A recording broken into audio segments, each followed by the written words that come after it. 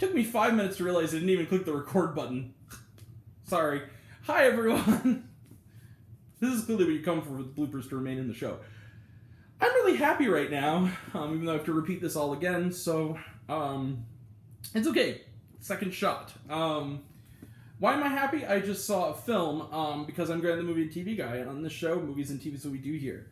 And I just saw, in IMAX, that's right, I didn't watch it on HBO Max, a really terrific film called In the Heights. In the Heights, directed by John M. Chu, who's made some, one terrific movie, Crazy Rich Asians, one, I think, kind of okay movie, G.I. Joe, and one movie that doesn't get quite the appreciation it deserves, Jim and the Holograms. I actually like that movie fine. But basically, he's the director here, and this is based on the stage musical, co-written by Lin-Manuel Miranda, who originally played the lead role. He no longer is. He outgrew the part. He's the lead role, but he has a smaller role in the film. Anthony Ramos, who's been terrific in work like A Star Is Born, as well as in Hamilton, plays the lead character. We begin on this island. A bunch of adorable children hovering around our main character, who talks to him about the meaning of the word sueñito, which is little dream. They ask him what it is, and he says, well, let me tell you a story about Washington Heights, in the Heights. This young man is a bodega owner named Usnavi, whose the meaning of his name is perfect. He's played by Anthony Ramos once again. He is in love with the beautiful Vanessa, played by Melissa Barrera, who is quite pretty, I must say, and also a pretty good singer to boot. And it's about the people who kind of come in and out. That's the main plot. But we also got Corey Hawkins as Benny. He's a dispatch worker at an office run by Jimmy Smits.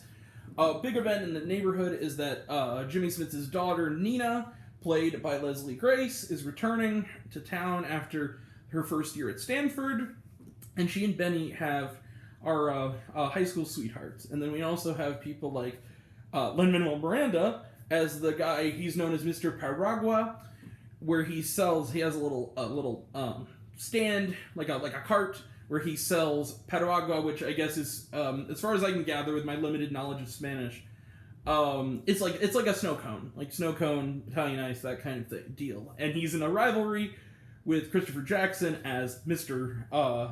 Softy, who runs the Mr. Softy ice cream truck and is stealing his business, and they're in kind of a funny rivalry. But we also have Usnavi's cousin Sonny, who's a hard worker at the bodega, even if he's a bit of a smart aleck, who's wonderfully played by Gregory Diaz IV. And then we also have the ladies who work in the salon, who love to gossip, one of which is played by the always terrific Stephanie Beatrix, who is in Beatrice, who plays Rosa Diaz on Brooklyn Nine-Nine, one of my favorite shows. She's great here. Everyone's great here. And then we also, all these plots are kind of built around Olga Mercedes as Abuela Claudia. And the reason Abuela in the credits are in quotes is because in the opening song, he makes clear that she actually had no children or grandchildren, but she's kind of the maternal figure of the neighborhood. She's everyone's Abuela. Everyone goes to her house for food. Everyone goes to her house for life advice. She's kind of the matriarch. A lot of them don't have, such as Usavi, lost his parents, and so she's kind of the figure. And basically it's about this set in the summertime and in Washington Heights, and it's about the various romantic, financial, and life-related adventures and misadventures of these people, set to the incredible hip-hop musical stylings of Mr. Manuel Miranda. Look, I'm going to tell you something right now. I'm Mr. Hyperbole. Everybody knows this. I'm going to say this. This might be one of the best movie musicals I've ever seen in a theater, or maybe ever seen, period. I love this movie. I have not felt this good walking out of a film in a long time. I saw this movie in IMAX, unfortunately with kind of the worst crowd to see it with. There was only 4 other people, one of who came a half hour later and kind of, I don't know what his deal was. He got there late and he kind of was just walking in like a zombie. All due respect to the man, we didn't really talk or anything because the movie already started, but it was, yeah. So it wasn't necessarily a big enthusiastic audience. However, I think once the weekend hits, this movie's going to do big, and I'd love to see this. I'm already ready to see this movie again. I'm going to take some people I love very much to see this. This is a wonderful movie. wonderful movie for the whole family. There's very little in it that's your kid, that's not for everyone. I mean, there's only a couple of swear words and a couple of minor innuendos in this. It's not too bad. This movie, I'm going to use another cliche. This is why we go to the theater, but it's true. It's to be taken by the magic of the movies. This movie is magical. It started... This face... Okay, maybe not as creepy. This face... I had pretty much opening to closing, and it's a 2.5-hour movie. It actually kind of hurt the smile there. Not much more to say about this guy. The musical sequence is a great one involving a rooftop that also led to one of the funniest scenes in the movie, where they're dancing up the side of a building. There's a really moving number involving, without telling you anything, involving Abuela that is so beautiful, leading to another number right after that's also quite beautiful about what she means to this community. The opening and closing numbers. The best way to describe it in the Heights is it's 2.5 hours of pure joy. Concentrated, pure bliss and joy and uplift, without all the sappiness that would imply. It does show the licks that these people have to take to get that dream, but it's really hopeful and moving. Old-fashioned in the best way and new-fashioned in the best way. I loved In the Heights. This is a beautiful tribute to community, to the characters we meet, and building a family with your friends and neighbors and the people in your orbit. I loved In the Heights. I loved In the Heights. I can't wait to see it again, and I can't wait to take other members of my family, anyone. I'm gonna own this movie. This movie is going to be... I have no doubt in my mind in the next few years, or maybe even next 2 weeks, this is going to be considered a musical classic. In the Heights gets 5 stars. Of course it does. It's maybe actually, if not the best movie of the year, it's definitely my favorite movie on a just personal enjoyment level I've seen in 2021. There's been a lot of great movies this year, and it's only half done. What? This is insane. In the Heights gets 5 stars.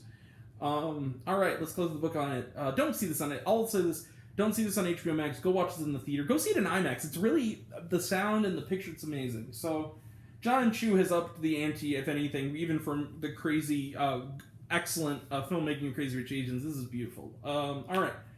Trailer trash. Let's talk about some trailer trash. Not much to talk about. There was very few trailers. The movie kind of started on time.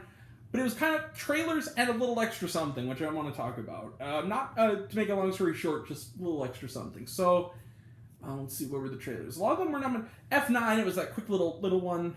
Got my ticket, seeing it on the 25th. I also can't wait to see, I guess they were getting like a 5-minute extended trailer preview clip, whatever, from Jurassic World 3 in front of F9 in IMAX. Hell yes. I'm excited. I actually liked the second Jurassic World more than other people. It had some moments. The little actress was fine. Little kid's behavior was really stupid, though. I'm gonna let these dinosaurs, these man-eating creatures, out into the world because they're alive like me. And I just was so tempted to say, Chris Pratt just like, yeah, I'm alive too, sweetheart, but I don't want to get eaten by a freaking raptor. Sorry. That was a dumb... They took the easy way out. But otherwise, I especially the way it ended, I love the prospects of what this is going to be. So, that's what we're talking about. So... Free Guy, again, sick of the trailer, but it does look like fun. It's definitely going to be one I'm going to see for the channel and just for personal reasons. I'll probably even see it in IMAX, but I'm kind of done with the trailer, and it doesn't come out till August, and they're just going to keep doing it. I'll see it alone just for the Alex Trebek cameo, regardless, because, I adored that man. It was the last thing he probably ever did. R.I.P. Alex Trebek. Let's see, what else? Snake Eyes, again. This is the only one that was moderately new. We've talked about the trailer before, but this is a newer trailer for the movie, and that's Jungle Cruise. I actually do think this looks like a lot of fun. Emily Blunt, Dwayne Johnson, 2 people I really love, and then you also got people like Jack Whitehall and basically the white Sam Jackson at this point, Jesse Plemons, who seems to pop up in everything, usually as a villain. What's the deal with that guy? Good actor, but it's like he's everywhere, man. Todd has been everywhere lately. Yeah. The last thing, that's it for the trailers. The last thing I'll say is that, and I always love when they do this, and I think it's especially with this movie, it lives up to the hype of doing it. We got a little introduction. I don't know if this is going to be in all screenings at all theaters or just in IMAX, but we got John M. Chu, the writer of the film, who also co-wrote the musical, I believe, and then Lin-Manuel Miranda, and I think maybe Anthony Ramos, maybe, said thank you for coming out to see the movie. Gave us a little thank you and then enjoyed the show and talked about how long it took to make and how proud they are of the film and thanking us for coming and not, watching it for free on an iPad and actually coming out and supporting the film. And I was like, well, thank you right back, Lin-Manuel Miranda. That was really nice. I like that. All right. Don't be so sugary, Grant. You're going to give us all diabetes. I know. And was there shawarma? Yes. Actually, I'm going to say this right now. If you don't stay to the very end of the credits of this movie, I'm not going to say what it is, because I don't want to ruin it for you, because it's wonderful. All I'll say is that it is a musical number of sorts, and it's also a comedy kind of moment, and it's a payoff to an earlier, like a recurring bit in the movie. Stay through all the credits. You're gonna get a stern talking to, mister, if you don't stay through all the credits of this one. This one, the credits aren't even that long. It's worth sticking around for. Great little nice kind of, it's like a 2-minute scene. It was actually a really kind of big scene at the end of the movie. So yeah, stick around. Don't go anywhere when the credits roll. Stick around. All right. Yeah, there was some cool little also like geographical bits during the credits. Like nice little layout. Cool. So that's it for now. But tomorrow, we're going to be checking out Peter Rabbit 2, The Runaway. Saturday, we're going to get an advanced screening, barring, again, if they say, like, look, dude, you can't review this movie till next week, then I'll just review it next week. But Hitman's Wife's Bodyguard. Seeing that Saturday, an early screening, can't wait. Even though people are giving it bad reviews, but a lot of it seems to be just like, if you like the first one, it's more of the same, and I did like the first one, so I'm probably going to enjoy it. And then, Sundays will have Victor, Season 2, and either Friday night, Saturday, we might sneak a little bonus movie in there. I have an idea of what I want to watch, but I'm not quite sure yet, of a new film, and then we'll talk about it. So, and then next week, I'm not sure. Maybe the Sparks Brothers, I'm actually trying to get some intel on that from some people I know at the movie theater, see what's up with that. But if not, we do have Fatherhood coming out next weekend in Luca. And then, like I said, the 25th, I got F9, and then the 29th of June, I'm seeing Zola with Riley Keough, so I'll have a moderately early review the night before the opening day, which I believe is Wednesday the 30th, so that'll be cool. So that'll all be next time, and until next time, I'm Grant, the movie and TV guy. I see it all, happy to share it with you. Alright, I love you all, I appreciate you all. I love you all, Customist, I love you 3000, be kind to one another. Say it again so it doesn't disappear. Washington Heights! This is a great movie. Alright, be kind to one another. Love you all. Take care. Bye. See you later.